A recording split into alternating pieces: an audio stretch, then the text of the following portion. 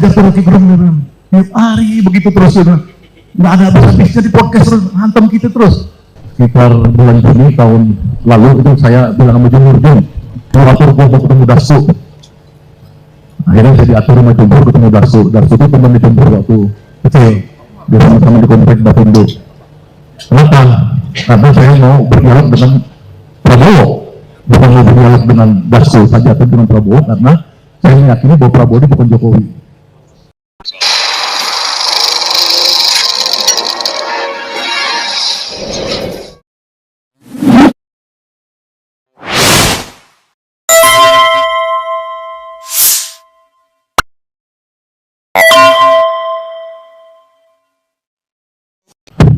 Bismillahirrahmanirrahim. Assalamualaikum warahmatullahi wabarakatuh.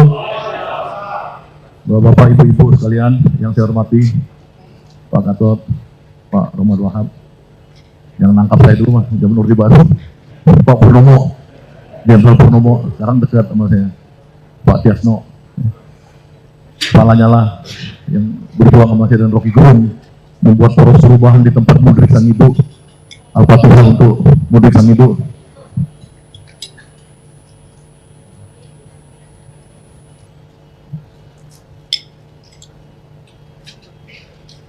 Jadi banyak pejuang-pejuang yang mendirikan kami ini, ada yang ditahan, ada yang meninggal juga, seperti Pak Mudrik dan lain-lainnya. Kita mudah-mudahan tetap teguh. Nah, Bapak Ibu sekalian, saya itu sekitar bulan Juni tahun lalu itu saya bilang sama Jumur, mau atur gue mau ketemu Dasu. Akhirnya saya diatur sama Jumur ketemu Dasu. Dasu itu teman di Jumur waktu kecil, dia sama-sama di komplek Dapindo. Kenapa? Karena saya mau berdialog dengan Prabowo, bukan mau berdialog dengan Dasu saja, tapi dengan Prabowo, karena saya meyakini bahwa Prabowo ini bukan Jokowi.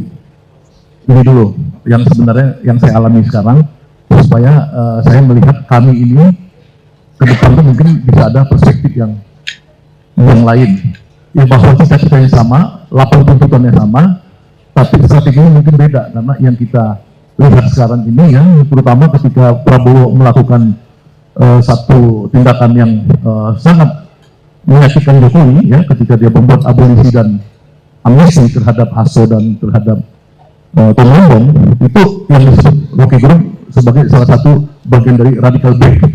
Karena radical break yang besar juga masih ada tentunya, tapi itu juga bagian dari radical break, memutus mata rantai di mana Jokowi minta Hasso dan Lembong, kita tahu ya, kita dengar-dengar dia minta dihukum berat, tapi kemudian Prabowo memberikan abolisi dan amnesti. Ini penting buat kita untuk melihat bahwa Prabowo dalam perspektif yang berbeda.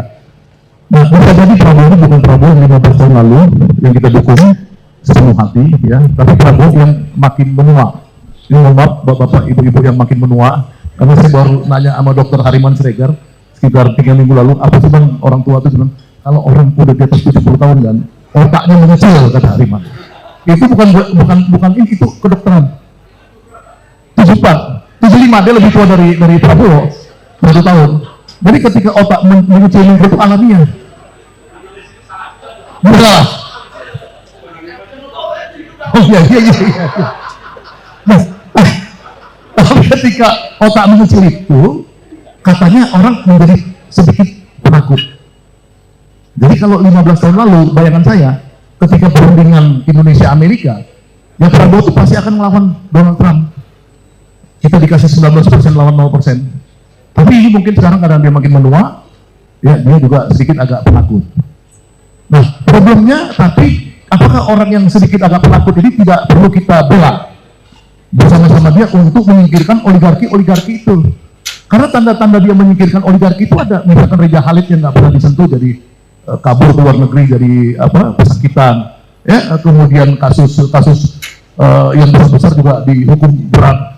Jadi kalau teman saya yang ahli Jawa kemarin cerita sama saya, waktu saya di rumah Profesor Sri di Suartono, dibahaslah tentang bagaimana Prabowo dalam wayan Jawa. Ternyata dia itu bukan Romo, dia Hanuman Obong maksudnya. Dia kerjanya memang buat ngaco aja semua, ya kan? Nah memang semua dikacau-kacauin sama Prabowo. Sekarang isunya itu kemarin BCA mau diambil 50% sahamnya coba. Bapak ibu-ibu lihat kan berita terbaru itu, PKB meminta kepada Prabowo untuk mengambil alih kekayaan BCA 50% sahamnya. Nah ini kan semua bakal ada kekacauan ke depan. Nah kita bersama Prabowo membuat kekacauan ini. asik kan kami kan, harapan saya ke depan kalau bisa supaya menata ulang lagi. Nah jadi kita ini, usul saya, karena saya ikut mendirikan kami dengan risiko di penjara dan lain-lain, saya melihat bahwa di sini sumber daripada orang-orang benar yang bisa menyelamatkan bangsa ini. Ya, jadi koalisi asing menyelamatkan Indonesia itu benar, orangnya ada di sini semua. Nah problemnya strateginya gimana? Ya, kan di sini banyak yang punya interaksi interseksi dengan Prabowo. Ya, dalam berapa kali pertemuan kecil yang kemudian sampai ke kuping saya, misalkan Prabowo bersama wartawan, Prabowo bersama 80 orang presidential fellowship apa sih? Prabowo menggerutukin, belajar terus tiap hari begitu terus, nggak ada habis-habisnya di podcast terus, hantam kita terus. Kata Prabowo tentang Rocky Gerung, gua bilang, Prabowo maksudnya apa terus? Ya rindu sama gua. Kata Rocky, ya kan bener, ya kan bener. Saya waktu mau ke Kompas TV kemarin ada yang sebut saya, ya nggak saya sebut namanya, Bang Presiden minta abang agak keturun bang, jangan gasnya terus kenceng, nekat Jokowi gitu loh. Jadi artinya kita ini yang dilihat Prabowo insya Allah melihat kita semua, yakin saya. Ya, hampir semua podcast yang ada Refri Harun, yang ada Edi Junaidi, apa semua ini dilihat sama Prabowo. Artinya kita meskipun kita berseberangan sama Prabowo atau belum merapat, kita tuh punya punya kemampuan untuk memberikan sesuatu, memberikan pendapat, memberikan influence. Jadi mudah-mudahan insya Allah kalau kita bersatu dengan pikiran, tulisan dan lain-lain ini, cita-citanya kami menyelamatkan Indonesia, menghancurkan oligarki dan lain, bisa kita titipkan kepada Presiden untuk dia lebih berani, ya walaupun udah mengecil otaknya, tapi kita terus supaya makin berani, supaya dia bisa melawan seluruh oligarki dan peninggalan masa lalu itu terjadi. Ada info dari teman saya, teman jauh gitu, dia bilang Luhut udah 3 bulan minta waktu ketemu, nggak dikasih sampai sekarang sama Prabowo. Artinya kan rezim Luhutnya udah hitam. Ini kan alhamdulillah juga buat kita. Itu aja mungkin dari saya. Terima kasih. Wassalamualaikum warahmatullahi wabarakatuh.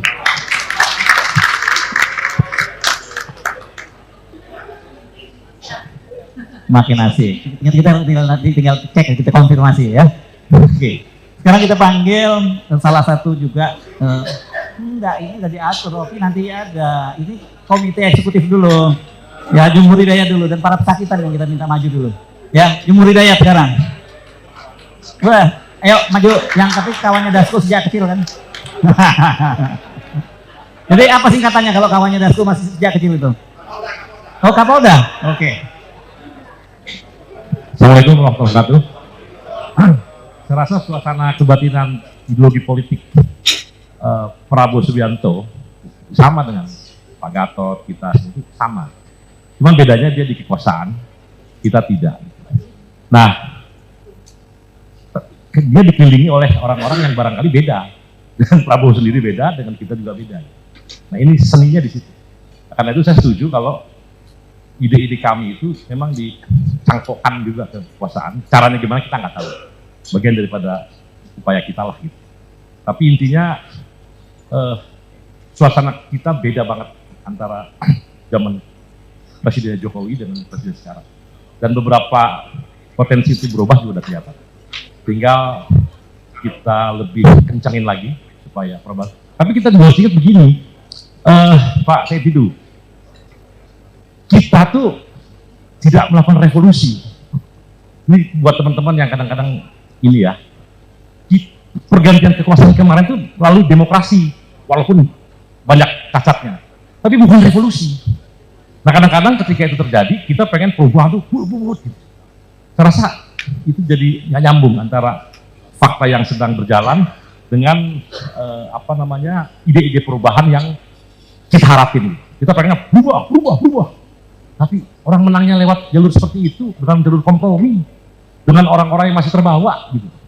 Nah kalau mau revolusi ya, mari kita duduk lagi gitu.